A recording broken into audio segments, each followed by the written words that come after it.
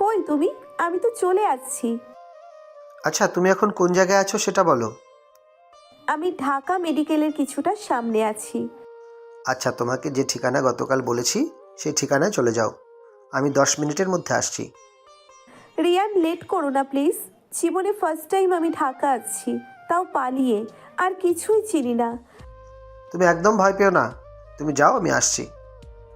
আমি ঠিক আছে বলে কল কেটে গাড়ির জন্য অপেক্ষা করতে থাকি। হঠাৎ একটা গাড়ি দেখে হাতের ইশারা দিই। গাড়িটা আমার সামনে এসে থামে। গাড়ির কাঁচ নামিয়ে লোকটা বলে, জি বলুন, হাত দেখালেন কেন? আসলে আমি একটা জায়গায় যেতাম, আমাকে দিয়ে আসতে পারবেন? এটা ট্যাক্সি নয় ম্যাম, আর আমিও ড্রাইভার নই।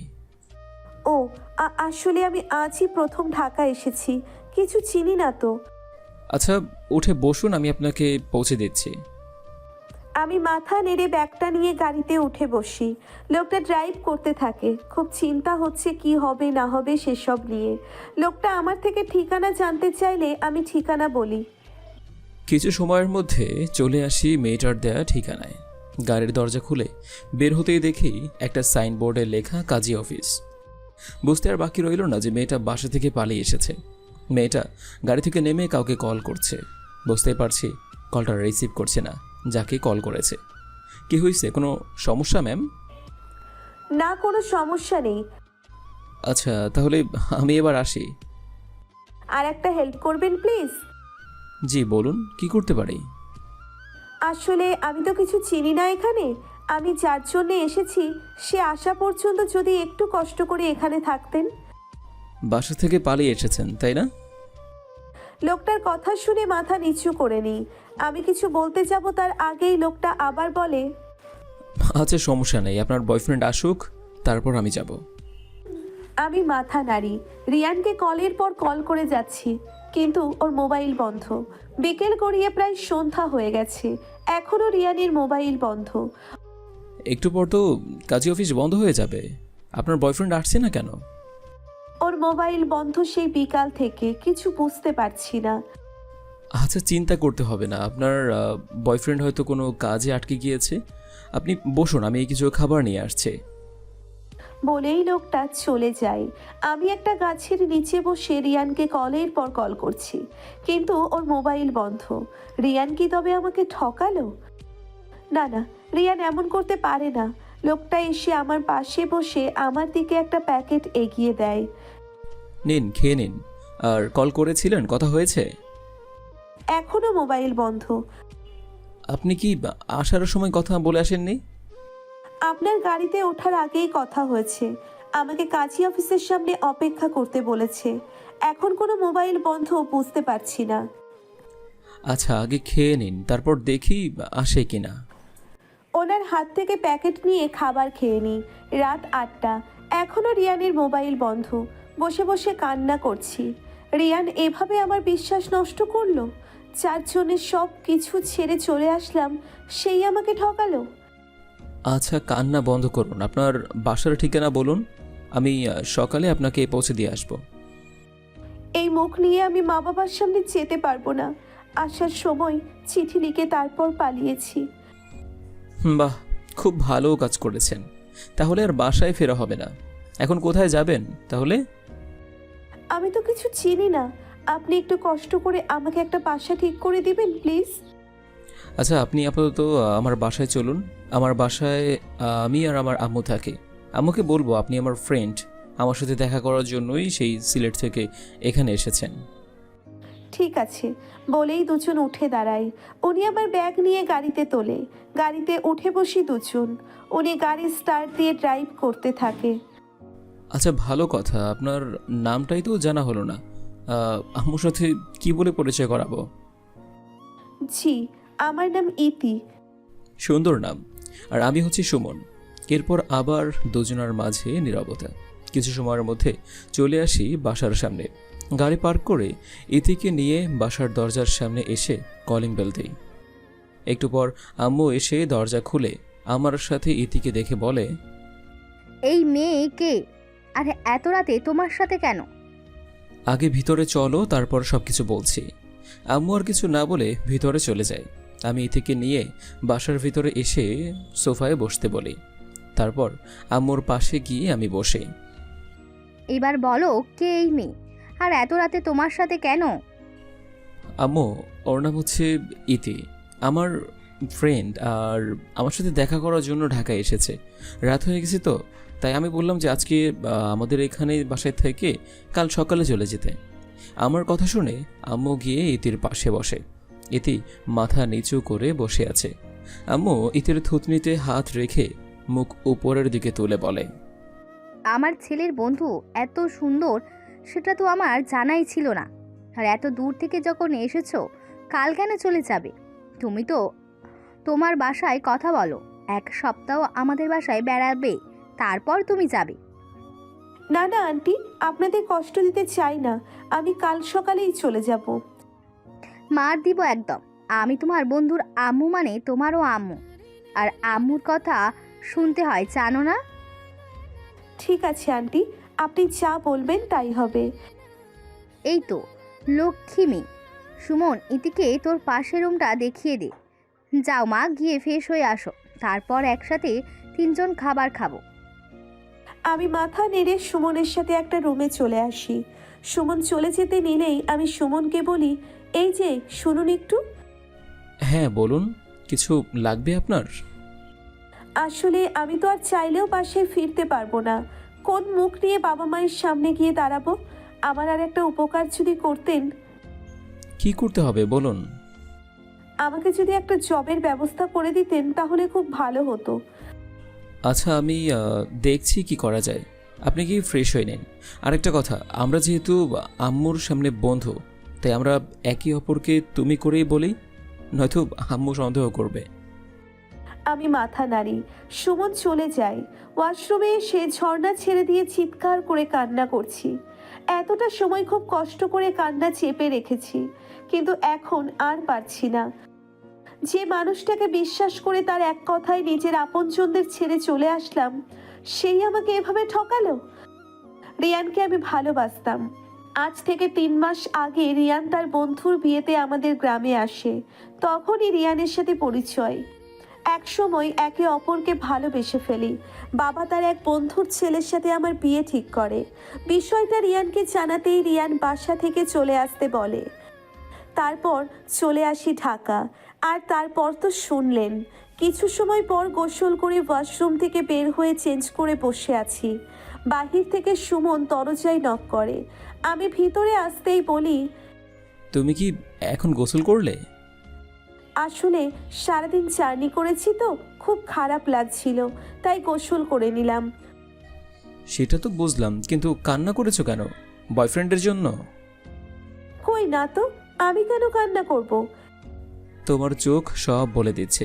আচ্ছা শোনো, যে তোমার ভালোবাসার মূল্য দেয়নি, তার জন্য কষ্ট না পেয়ে নিজেকে কিভাবে প্রতিষ্ঠিত করবে সেটা ভাবো। যা হয় তা ভালোর জন্যই হয়। এটা কেমন ভালো বলতে পারো? 4 জনে নিজের পরিবারকে ছেড়ে আসলাম, সেই আমাকে ছেড়ে দিল হাত ধরে রাখার প্রতিশ্রুতি দিয়ে। আমি কখনো কাউকে ভালোবাসিনি, তাই এসব আমি বুঝিও না। খুব ভালো করেছো কাউকে ভালো না বেশে। এই যন্ত্রণা মৃত্যুর থেকেও ভয়ঙ্কর। আচ্ছা এইসব বাদ দাও, রাত অনেক হয়েছে, চলো এবার খাবার খাবে। মাথা নেড়ে সুমনের সাথে নিচে চলে আসি। টুকটাক কথা বলতে বলতে রাতের খাবার খেয়ে নিই। আন্টির হাতে হাত কাজ করতে গেলে আন্টি আমার হাত ধরে বলে, কি করছো মা তুমি এটা? তুমি আমার বাসার মেহমান, তুমি কেন কাজ করছো? গিয়ে সোফায় বসো, আমি করছি। সমস্যা নেই আন্টি, আমি আপনার হাতে হাতে করি, আমার এসব করার অভ্যেস আছে। তাতে কি হয়েছে? তুমি তোমাদের বাসায় করো, কিন্তু এখানে তুমি বেড়াতে আসছো, তাই শুধু বেড়াবে, কাজ করবে না। বন্ধুর মা নাকি মা হয় শুনেছি, তাহলে মাকে একা একা কাজ করতে দিই কি করে? আচ্ছা তুমি আছো আরো কয়দিন? আজকে থাক, অন্য একদিন করো। আমি আর কিছু না বলে সোফায় এসে বসি। সুমনও বসে আছে সোফায়। আন্টি সব কিছু গোছাচ্ছে। আচ্ছা রিয়ানের কোনো সমস্যা হয়নি তো? কে রিয়ান? 4 জনের সব কিছু ছেড়ে এসেছি, ওর নামে রিয়ান। ও আচ্ছা, হতেও পারে। আচ্ছা, তুমি কি তোমার বয়ফ্রেন্ডের বাসার ঠিকানা জানো? না, আমি শুধু এতটুকুই জানি ও ঢাকা থাকে। এত বড় শহরে কোথায় খুঁজবো তাকে? যার জন্য পালিয়ে আসছো তার বাসার ঠিকানা জেনে আসবে না? আসলে খুব বিশ্বাস করতাম তো, তাই কখনো ওকে ছাড়া আর কিছু জানতে ইচ্ছে হয়নি। আচ্ছা, এইসব বাদ দিয়ে তুমি কিছুদিন রিল্যাক্স করো, হ্যাঁ? আর এর মধ্যে আমি তোমার জন্য একটা জবের ব্যবস্থা করছি, আর জবের পাশাপাশি রিয়ানকেও খোঁজা হবে। ঠিক আছে, তাই হবে। তারপর আম্মু আসলে কিছু সময় তিনজন আড্ডা দেই। এরপর যে যার রুমে গিয়ে শুয়ে পড়ি। পরের দিন সকালে ঘুম থেকে উঠে ফ্রেশ হয়ে নাস্তা করে নেই। তারপর রওনা দেই অফিসের উদ্দেশ্যে। এতটা সময় হয়ে গেল, আমি কে সেটাই বলা হয়নি এখনো। আমি সুমন, মধ্যবিত্ত পরিবারের ছেলে। লেখাপড়া শেষ করে একটা কোম্পানিতে জব করছি। একটা বাসা ভাড়া নিয়ে মাকে নিয়ে আছি। আর কোম্পানি থেকে একটা গাড়ি দিয়েছে আসা যাওয়া করার জন্য। অফিসের সামনে এসে গাড়ি পার্ক করে অফিসের ভিতরে চলে আসি। কাজ করতে থাকি। এভাবেই অফিস করে বাসা কেটে যায় 7 দিন। সকালে ঘুম থেকে উঠে নাস্তা করে অফিসে চলে আসি। আজকে বসকে ইতির চাকরির ব্যাপারে কথা বলবো। ডেস্কে বস বসে আছে।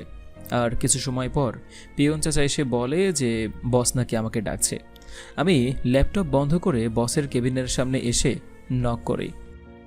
বস একটা ফাইল এগিয়ে দিয়ে বলে ঠিক করে নিয়ে আসতে।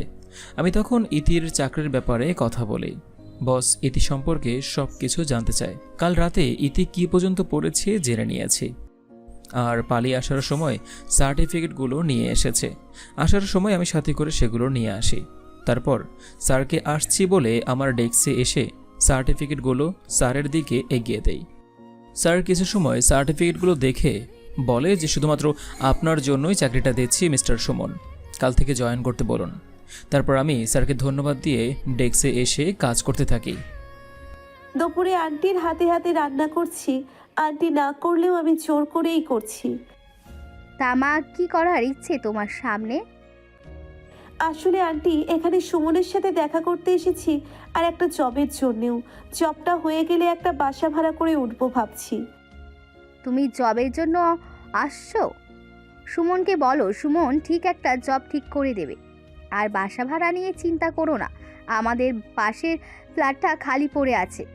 আমি বাড়িওয়ালার সাথে কথা বলে সব কিছু ঠিক করে রাখবো। জবের কথা সুমনকে বলেছি আন্টি। তাহলে তো আর সমস্যা নেই। তুমি তোমার বাবা মাকে কল করে তাড়াতাড়ি চলে আসতে বলো। আমি মুচকি হেসে মাথা নাড়ি। কোন মুখে বাবা মাকে কল করব? তাদের যে কষ্ট আমি দিয়েছি, তারা কি আমাকে মাফ করবে? অফিস শেষ করে বাসায় চলে আসি। বাসায় এসে রুমে এসে চেঞ্জ করে নেই। অফিস থেকে আসার সময় ইতির চাকরির অ্যাপয়েন্টমেন্ট লেটারটা নিয়ে এসেছি। অ্যাপয়েন্টমেন্ট লেটার নিয়ে ইতির রুমে এসে দেখি ইতি নেই। নিচে এসে দেখি নিচেও নেই। আম্মুর কাছে এসে জিজ্ঞেস করি ইতি কোথায়। আম্মু বলে ছাদে গিয়েছে। তারপর আমি দৌড়ে ছাদে চলে আসি। এসে দেখি ছাদের এক কোণে বসে আছে আর আমাকে দেখেই উঠে দাঁড়ায়। তুমি অফিস থেকে আসলে কখন? মাত্রই এসেছি। তোমাকে নিচে না পেয়ে আম্মুর কাছে জিজ্ঞেস করে জানতে পারলাম যে তুমি ছাদে, আর তোমার জন্য একটা খুশির খবর আছে বলেই চাকরির অ্যাপয়েন্টমেন্ট লেটারটা ইতির দিকে এগিয়ে দেয়। কিসের খুশির খবর? আর এটা কি আমার দিকে এগিয়ে দিলে? তোমার চাকরি হয়ে গিয়েছে। এটা তোমার চাকরির অ্যাপয়েন্টমেন্ট লেটার, আর কাল থেকে তুমি অফিসে যাচ্ছ। সুমনের হাত থেকে লেটারটা নিয়ে খুলে দেখি সত্যি আমার চাকরি হয়ে গেছে। খুশিতে সুমনকে জড়িয়ে ধরি। তোমাকে কি বলেছে ধন্যবাদ দিব আমি জানি না। তোমাকে ধন্যবাদ দিলে তোমাকে ছোট করা হবে। তুমি সত্যিই খুব ভালো বলেই সুমনের গালে কিস করি। আমার হুঁশ ফিরে তখনই। এটা আমি কি করলাম? আমার মাথা নিচু করে দাঁড়িয়ে আছি। এতক্ষণে ইতির পাগলামও দেখছিলাম, আর শেষে যা ছিল তা আমি বিশ্বাস করতে পারছি না। বুঝতে পারছি খুশিতে কি করে ফেলেছে, সেটা সে নিজে বুঝতে পারেনি। আর ভীষণ লজ্জাও পেয়েছে, সেটাও বুঝতে পারছি। এদিকে সহজ করার জন্য বলি, আচ্ছা শোনো, কাল থেকে তুমি চাকরিতে যাবে। আমি যে অফিসে জব করি সেই অফিসেই। ঠিক আছে। সুমন বাবা মাকে এখানে নিয়ে আসতে চাইছিলাম, কিন্তু কিভাবে যে বলবো সেটা বুঝতে পারছি না। এত ভয় পাওয়ার কিছু নেই। তুমি আঙ্কেল আন্টিকে কল করে কথা বলো, তাদের কাছে মাফ চাও, দেখতে পাবে তারা তোমাকে মাফ করে দিয়ে আপন করে নিয়েছে। সন্তান হাজারো ভুল করলেও বাবা মা তাদের উপর রাগ করে থাকতে পারে না। তুমি আঙ্কেল আন্টিকে কল করো, আমি কথা বলছি। সুমনের কথা মতো আমি মাকে কল করি। এরপর মোবাইল সুমনের হাতে দিয়ে দিই। ইতিমা, তুই কেমন আছিস? কিভাবে পারলি আমাদের এভাবে ছেড়ে চলে যেতে? একবারও তোর আমাদের কথা মনে হলো না? তুই যদি কাউকে ভালোবাসতি আমাদের বলতি, আমরা তার সাথেই তোর বিয়ে দিতাম। আন্টি, আমি ইতি না, আমি ইতির বন্ধু বলছি। ইতির বন্ধু? আমার মেয়ে কোথায়? ইতি ভালো আছে আন্টি। ও একটা ভুল করে ফেলেছে আর নিজের ভুলটা বুঝতে পেরেছে। ও আপনাদের কাছে ক্ষমা চায়। ইতি কি তোমার সামনে আছে বাবা? একটু কথা বলিয়ে দিবে? নাও, আন্টি তোমার সাথে কথা বলবে। আন্টিকে সব কিছু খুলে বলো। মা, কেমন আছো তুমি? বাবা কেমন আছে? একমাত্র মেয়ে বাড়ি ছেড়ে চলে গেল, বাবা মা কিভাবে ভালো থাকে বলো? আমার ভুল হয়ে গেছে মা, আমাকে তোমরা মাফ করে দাও। মায়ের কাছে সন্তানের মাপ চাইতে হয় না, মা সন্তানকে এমনিই মাপ করে দেয়। তুই তাড়াতাড়ি বাসায় চলে আয় না মা। আমি এখানে একটা জব পেয়েছি মা, তুমি বাবাকে নিয়ে কাল চলে আসো। আমি তোমাকে ঠিকানা মেসেজ করে দিচ্ছি, তুমি কালকেই বাবাকে নিয়ে চলে আসো।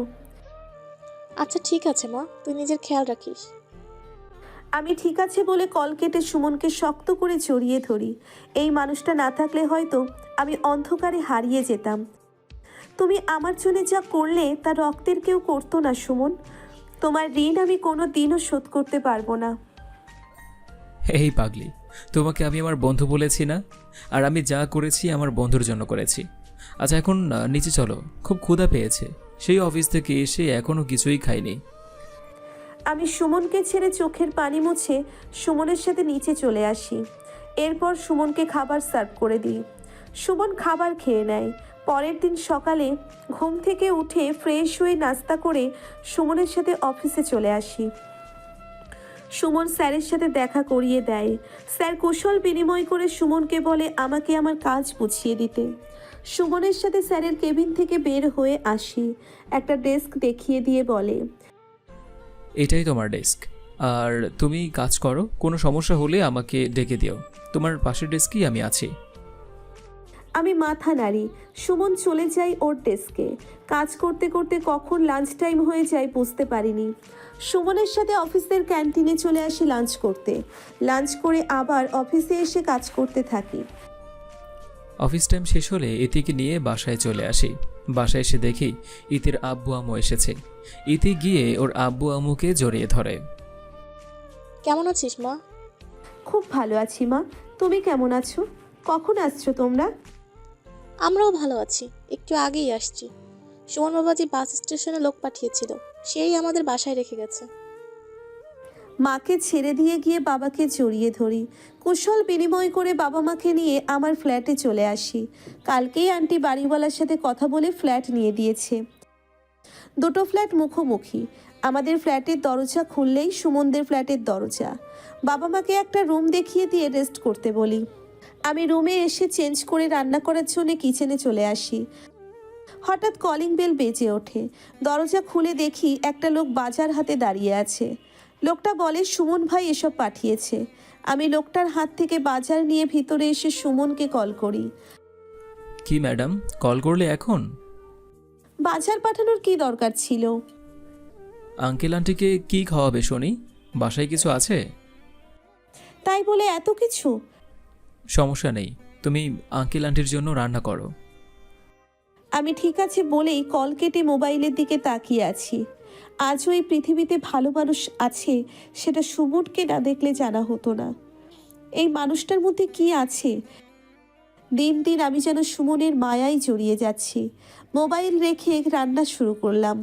রান্না শেষ হতে হতে সন্ধ্যা হয়ে যায়। বাবা মাকে ডেকে তিনজন একসাথে খেয়ে নিই। এভাবেই কাটতে থাকে দিন। দুই পরিবারের মাঝে খুব ভালো একটা সম্পর্ক গড়ে উঠেছে। আর আমার আর সুমনের মাঝেও সম্পর্কটা আরও বেশি গভীর হয়ে গেছে। আমি সুমনকে ভালোবেসে ফেলেছি, কিন্তু এই সত্যিটা বলার সাহস আমার নেই। সুমন হয়তো এখনও আমাকে শুধু ওর বন্ধু ভাবে। আজ শুক্রবার, তাই অফিস বন্ধ। বিকেলে আন্টি আমাদের ফ্ল্যাটে আসে। আমি আন্টির জন্য কফি বানাতে কিচেনে চলে আসি। কফি বানিয়ে রুমে আসতে গেলেই আন্টির কথা শুনে বাহিরে দাঁড়িয়ে যাই। আপা আসলে আমি আজ একটা প্রস্তাব নিয়ে আসছি। কি প্রস্তাব আপা, বলেন। ইতিমাকে আমার খুব পছন্দ। আমি চাই ইতিমাকে আমার সুমনের বউ করে নিতে। আপনাদের যদি কোনো আপত্তি না থাকে। এতে আপত্তির কি আছে আপা? সুমন বাবাকে আমাদেরও খুব পছন্দ, আর ইতি আপনাদের ঘরে গেলে আমরা নিশ্চিন্তে থাকতে পারবো। তাহলে আগামী শুক্রবার ছেলে মেয়ের 4 হাত এক করে দেওয়ার ব্যবস্থা করি আপা। আপনি যা ভালো মনে করেন আপা। আন্টি চর মায়ের কথা শুনে ভীষণ খুশি লাগছে। বুকের ভিতর খুব জোরে জোরে ধুকপুক করছে। নিজেকে সামলে ভিতরে এসে কফি দিয়ে সুমনদের ফ্ল্যাটে চলে আসি। এসে দেখি সুমন রুমে বসে আছে। আমাকে দেখে বসা থেকে উঠে দাঁড়ায়। আরে তুমি এই সময়? আম্মু তো মনে হয় তোমাদের ফ্ল্যাটে গেছে। আন্টি আর মা মিলে আমাদের বিয়ে ঠিক করেছে। বিয়ে ঠিক করেছে আমাদের? কি বলছো তুমি? সত্যি। কেন, তুমি খুশি হওনি এটা শুনে? না, আসলে ঠিক তা না। তুমি খুশি আমাদের বিয়ে ঠিক করায়? ভীষণ খুশি আমি। আমি তোমাকে কখন যে ভালোবেসে ফেলেছি বুঝতে পারিনি সুমন। আমিও তোমাকে ভালোবেসে ফেলেছি এতি। বলতে ইচ্ছে হয়েছে অনেকবার, কিন্তু সাহস হয়নি। এতি আর কিছু না বলে দৌড়ে এসে আমাকে জড়িয়ে ধরে। দুজনকে শক্ত করে জড়িয়ে ধরে আছি। কিছু সময় পর এতি আমার বুক থেকে উঠে পায়ের ওপর দাঁড়ায় আর আমার কপালে গালে কিস করে 4 ঠোঁট এক করে দেয়। কিছু সময় পর সুমনের ঠোঁট ছেড়ে দিয়ে দৌড়ে ওর রুম থেকে বের হয়ে আমাদের ফ্ল্যাটে এসে নিজের রুমে চলে আসি। একটু আগের কথা ভেবে খুব লজ্জা করছে।